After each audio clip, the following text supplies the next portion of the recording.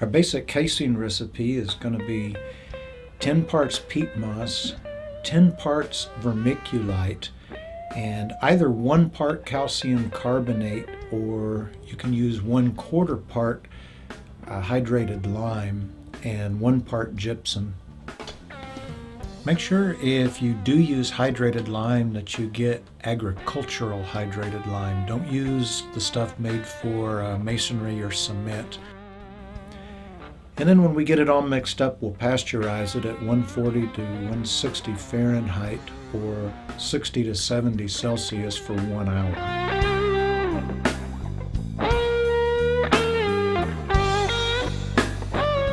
Well, the first thing you want to do, as you can see here, is to break up the peat moss. They pack it pretty tight into bales to ship it, so you have to loosen it up fine first.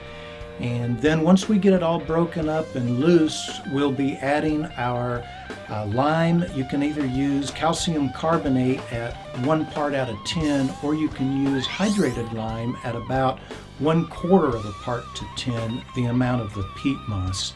And we'll be mixing all of our dry ingredients together first. Then we'll add moisture, we'll hydrate the peat moss. Then I like to hydrate the vermiculite separately because it holds a little bit more moisture than the peat moss does. So if you hydrate each one of them separately, then mix them together later, it seems to work out better. So let's watch.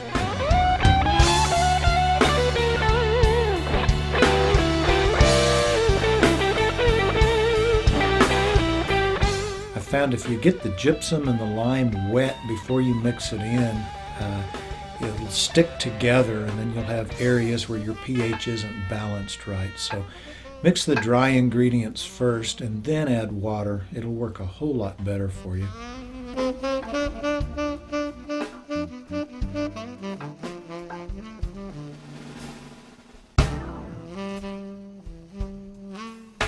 You know, mixing these dry ingredients like this does throw up a bit of dust in the air, so if you're sensitive to it, you might want to wear a dust mask or even maybe put on some goggles to keep it out of your eyes.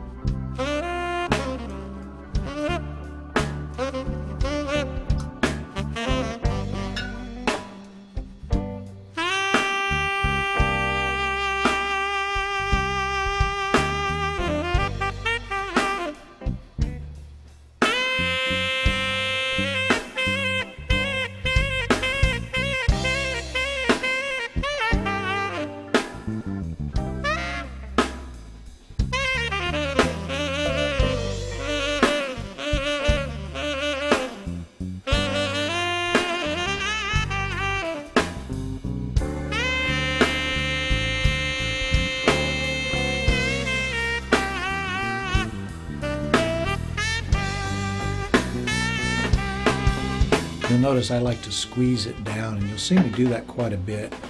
And I'll squeeze it down. It's kind of like a sponge, you know. It wrings the moisture into all the little nooks and crannies, and then you can leave it sit and then come back, and you'll almost always need to add some more because it'll gradually absorb it over time.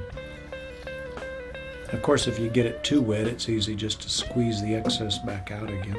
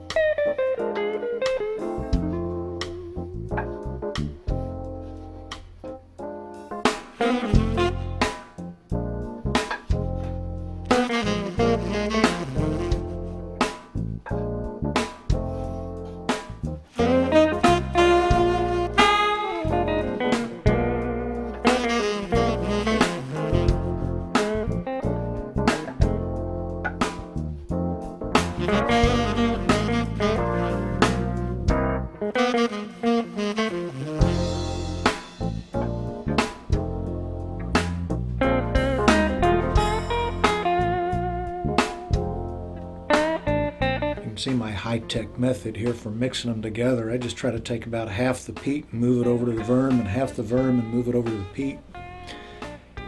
I have a larger bowl that I usually mix this up in, but it's a stainless steel bowl. And no matter how I've tried to position these bright studio lights, I can't stop the glare. So that's actually the reason I went down and bought these they're wooden salad bowls. They cost me about 40 bucks a piece. But it was the only way I could take a decent video without getting glare. Unfortunately, we can't use them for salad because I use this to mix horse manure and everything else. So they're pretty much dedicated for the mycology hobby.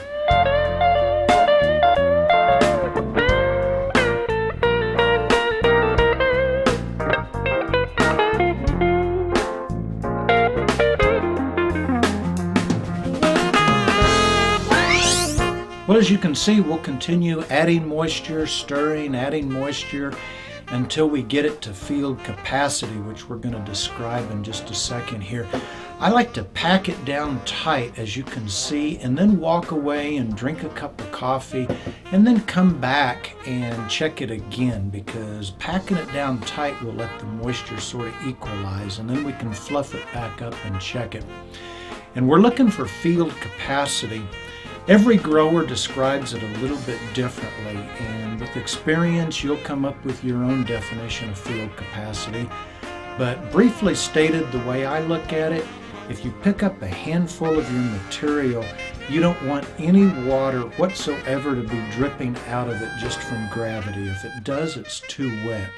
If you squeeze gently, you'll get a couple of drops out, and if you squeeze hard, you'll get an actual small rivulet or stream that'll come out, but only for a few seconds, and then it'll stop.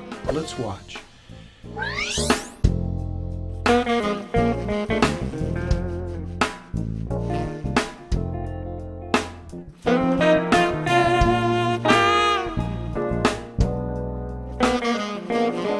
See, when I squeeze hard, a lot more comes out, but then it stops.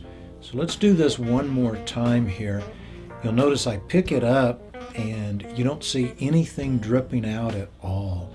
But now watch my fingers. When I squeeze a little bit, there a drop comes out, and then when I squeeze hard, now you see a few drops come out and then stop, and that's field capacity.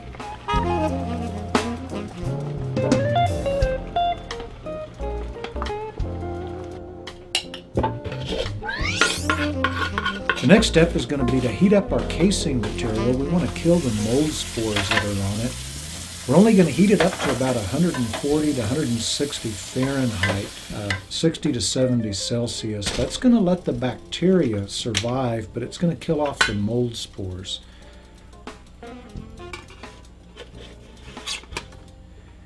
Very important to get a thermometer. Just go get a little $5 meat thermometer at the grocery store. You can see here the jars are moving. The water is boiling, but the thermometer hasn't come up yet.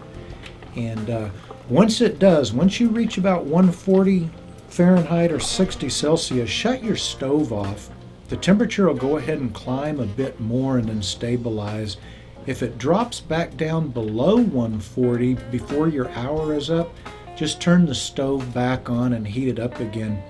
You'll have to babysit this the first couple of times you do it, and then once you get the procedure down for the particular jars you use or the particular kettle you use to boil in, it'll become automatic. But the end result is you want 140 to 160 degrees or 60 to 70 Celsius for 1 hour.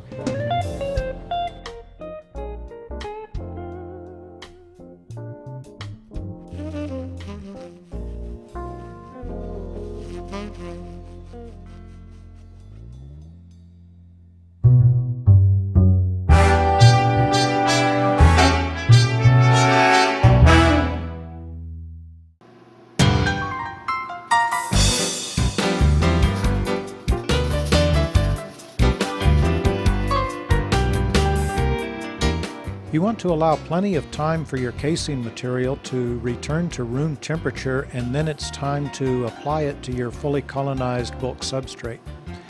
Now you can see here I'm not wearing surgical gloves or anything else. I have washed my hands. I washed them again with alcohol, but it's not a sterile atmosphere. We don't have to wear a surgical mask or gloves.